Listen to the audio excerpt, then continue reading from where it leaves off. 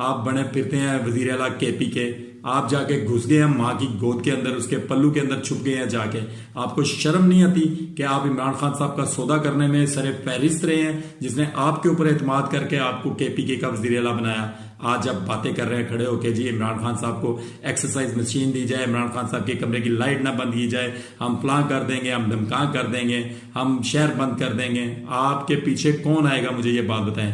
आपने पूरी अवाम का एतमाद तोड़ा है, आपने लोगों को टीयर गैस खाने के लिए वहां पे छोड़ दिया, आपने लोगों को डंडे सोटे खाने के लिए छोड़ दिया, आपने लोगों को रबड़ की गोलियां खाने के लिए छोड़ दिया, आपने फस्तायत का जुल्म का उस वक्त साथ दिया, पाकिस्तानी अवाम का साथ नहीं दिया।